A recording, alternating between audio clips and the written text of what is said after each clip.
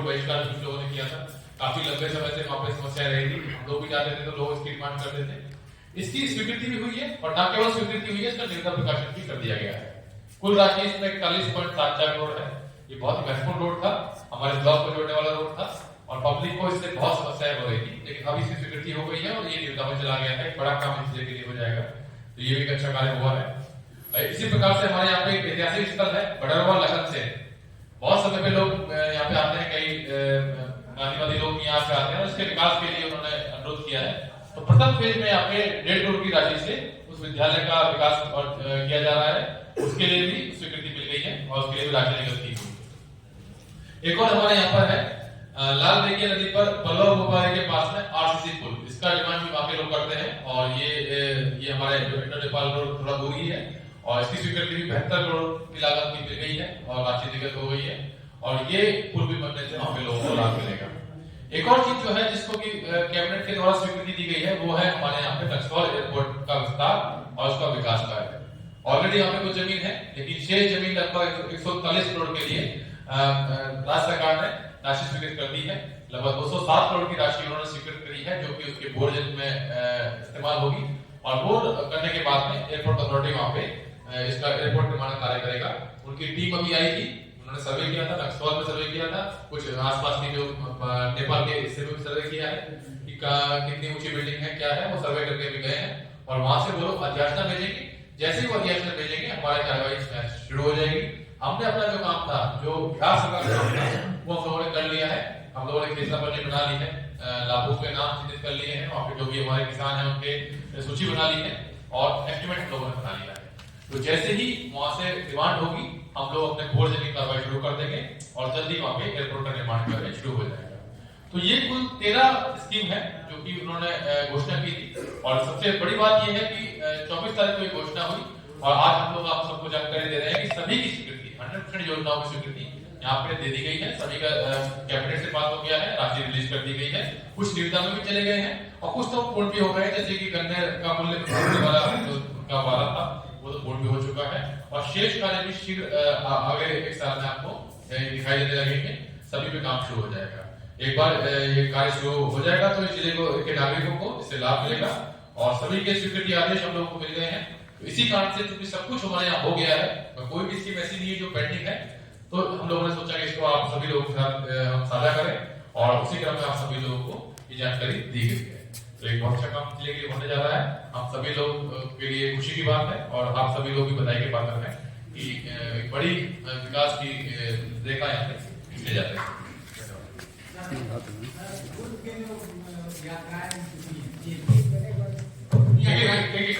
जी, पूर्व की यात्राएं जो सीएम की हुई है उसमें भी कई घोषणाएं हुई थी और वो लगभग क्या उसका अगर आप मुझे बताएंगे तो मैं एक्चुअली आपको बता दूंगा कि किस जो घोषणा की जिसमें क्या है।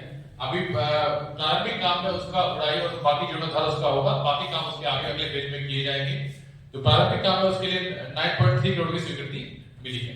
इसका विभागीय पत्रांक 737 दिनांक 4/2/25 से स्वीकृति मिल गई है। एक और हमारे यहाँ पे बहुत महत्वपूर्ण स्थल है, हमारा जो सबसे बड़ा पर्यटन स्थल जिसको हम सोमेश्वरनाथ मंदिर बोलते हैं, ये भी बहुत बड़ी डिमांड थी। हम लोग इसमें गए थे बीच में, तो काफी लोग वहां पर आए थे, काफी लोगों ने इसकी मांग रखी थी कि इसको एक बड़ा मंदिर बनाया जाए जैसे बाकी जगह पर हो रहा है, बाकी राज्यों में भी हो रहा है। तो इसके लिए बड़ी स्कीम की स्वीकृति मिली है। इसमें 106.54 करोड़ की लागत से इस पूरे परिसर का, मंदिर परिसर का, उसके आसपास के क्षेत्र का विकास किया जाएगा। वहां पे जाने का जो रास्ता है उसका चौड़ीकरण किया जाएगा, वहां पे भीड़ लगती है तो अतिरिक्त रास्ते बनाए जाएंगे और वहां पे जो हमारे श्रद्धालु आते हैं उनके आवासन की व्यवस्था की जाएगी। इसके लिए बड़ी स्कीम वहां से पास हुई है। इसका स्वीकृति आदेश 425 दिनांक 4/2/25 है और इसके माध्यम से ये 106 करोड़ की राशि वहां से रिलीज की गई। ये बड़ा काम हमारे जिले में होने जा रहा है और जल्दी इसका निविदा में जाएगा। निविदा में जाने के बाद वहां पे बाकी कार्य होंगे। इसी प्रकार से सीताकुंड धाम भी हमारे यहाँ पे अत्यंत महत्वपूर्ण स्थल है और सीताकुंड धाम में भी हमने भी थोड़ी देर पहले विजिट किया था, उसमें भी स्वीकृति मिली है। 13 करोड़ उसके लिए स्वीकृत किए गए हैं, जिसमें वहां पे आवासन, धर्मशाला, बाथरूम और बाकी रोड की सुविधा वहां पे दी जाएगी। ये कार्य भी वहां पे होने जा रहा है। इसकी स्वीकृति और इसके लिए भी कार्यादेश दे दिया गया है, इसके लिए राशि निगत कर दी गई है। आप सभी को पता होगा कि गन्ना के मूल्य में राशि की बढ़ोतरी की घोषणा भी माननीय मुख्यमंत्री महोदय द्वारा की गई थी और वो घोषणा भी अब लागू हो गई है और दिनांक 10/1/25 को इसको पारित कर दिया गया है। इसका दिनांक भी आपके साथ संलग्न रहेगा। जैसा मैंने बताया था, माननीय मुख्यमंत्री महोदय ने स्वयं कोटवाड़ नदी को जोड़ने के लिए नदी पर जो ब्रिज का परीक्षण किया था, हम लोग भी काफी देख के आए थे। वहां पे अभी भी उस नदी के पानी वहां लगे कम है और बाढ़ के टाइम में बढ़ जाता है। उस पानी में लोग अभी भी जा रहे हैं और अभी भी उसका आवागमन का प्रयोग करते हैं। अगर वहां पे ब्रिज बनेगा तो एक बड़ा काम हमारे जिले के लिए हो जाएगा और हमारे शहर का ट्रैफिक जो कोटवा जाने वाला है वो बाईपास नहीं जाएगा, सीधा वहां से निकल सकता है। इसके लिए 13.71 करोड़ की लागत से स्वीकृति मिली है और ये ब्रिज वहां बनने जा रहा है। इसमें कुछ बोर्डर भी है और बाकी इसमें निर्माण कार्य है, ये भी इसका भी स्वीकृति मिल गया है और इसकी राशि रिलीज हो गई। इसी प्रकार से मैसी झीलपुर पंचायत के इब्राहिमपुर गांव में बूढ़ी गंडक नदी पर पुल के निर्माण के लिए भी 70 करोड़ की राशि स्वीकृत की गई है। ये भी पारित हो गया है, इसके लिए भी राशि निगत कर दी गई है। और इसी प्रकार से एक बहुत बड़ी डिमांड हमारे चुनाव के टाइम में यहाँ पे हुई इंतजार। हमारे यहाँ पर बागमती नदी का बायां और दायां तटबंध पड़ता है, उसके बारे में स्थानीय लोगों की मांग थी कि वहाँ पे रोड बनाया जाए ताकि उस बात से कनेक्टिविटी भी हमें मिले। तो ये पूरे बागमती नदी के बाएं तटबंध पे और दाएं तटबंध पे जो कुछ हिस्सा उसका बाकी जिलों में भी पड़ता है, एक स्कीम उन्होंने वहां से पास हुई है और उसमें राशि भी निगत कर दी गई है। 286 करोड़ की लागत से बायां तटबंध और 1378 करोड़ की लागत से दायां तटबंध, ये इसका स्वीकृति मिल गया है, इसका प्रशासन स्वीकृति मिल गया है। विभागीय स्वीकृति का 15 दिनांक आपको आपके फोल्डर में दिया गया है। ये एक माह में इतनी बड़ी स्कीम है, दोनों मिला के लगभग 1500 करोड़ से अधिक की ये स्कीम है। इसका स्वीकृति मिल गया है 5 फरवरी को स्वीकृति विभागीय पत्रांक 775 और 775 के द्वारा दे दिया गया है।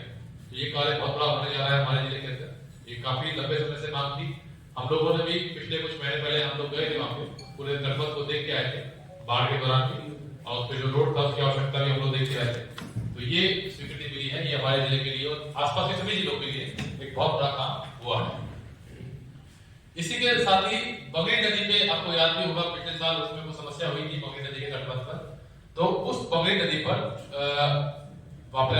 मंडल के अंदर एक और तटबंध का जो निर्माण है उसके लिए स्वीकृति मिली है। ये लोगों की डिमांड थी, एक मीटिंग में बोला गया था, एक मीटिंग में हमारे माननीय विधायक ने भी इसके लिए मांग उठाई थी।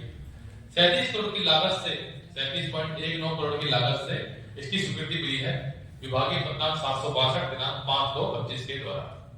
और इस बांध के बनने के बाद में हमारे वहां पे बाढ़ से और बचाव हो पाएगा। उस जगह का भ्रमण भी हम लोगों ने किया था, कुछ समय पहले हम लोग गए थे वहां पे और पूरा एंड पॉइंट तक हम लोग देख के आए थे। उसकी आवश्यकता वहां पे थी, लोगों की द्वारा मांग थी और वो पूर्ण हुई है। तो एक अच्छी स्कीम रिपोर्ट मिलने जा रही है हमको, बगरी नदी पर हमारा तटबंध बनेगा इसके अंदर। इसका विस्तृत विवरण भी आपको दे देंगे। एक और पोखर है हमारे यहाँ पर पताही प्रखंड के अंदर गुड़दौर पोखर। ये बहुत ही बड़ा पोखर है और इस पोखर काफी प्राचीन माना जाता है। आप सभी लोग इसके बारे में जानकारी रखते हैं। कुछ समय पहले हम लोगों ने भी अपनी टीम के साथ विजिट किया था। अभी पर्यटन विभाग से वहाँ पे आर्किटेक्ट भी आए हैं, वो भी विजिट करके गए थे, ग्रामीण के साथ हम लोग भी गए थे और अनुमंडल पदाधिकारी के द्वारा गाँव भ्रमण किया गया था। इसकी डिमांड भी कई लोगों ने माननीय मुख्यमंत्री महोदय से विरोध किया था कि इसका जीर्णोद्धार कराया जाए और इसको पर्यटन क्षेत्र के रूप में विकसित। अभी सर बोले आप सभी का स्वागत है। DM sir.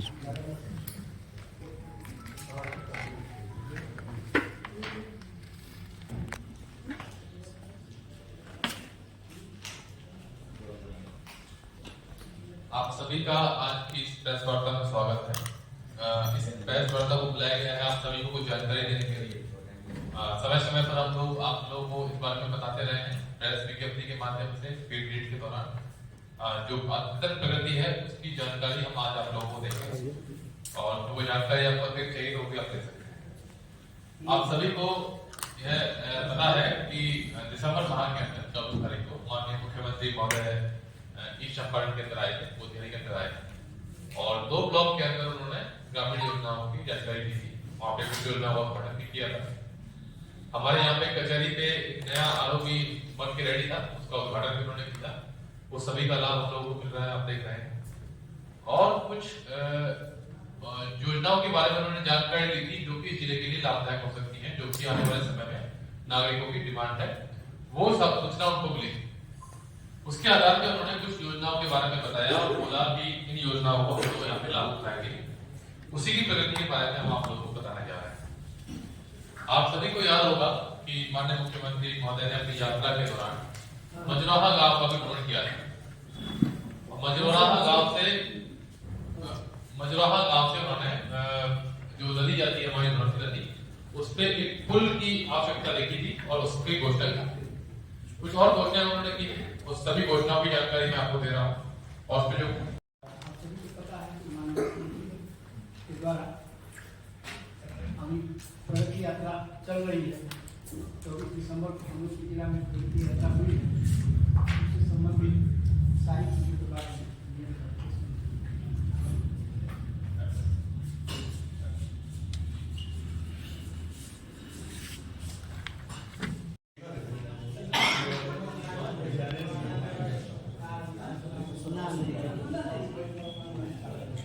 एक मिनट सर चावल हो गया, रेडी है ये।